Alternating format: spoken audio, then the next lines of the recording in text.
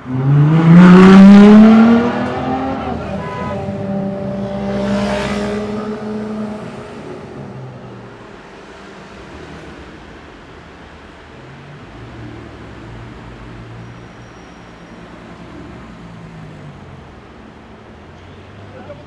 think they're gonna ban the spotter from Monaco if this happens.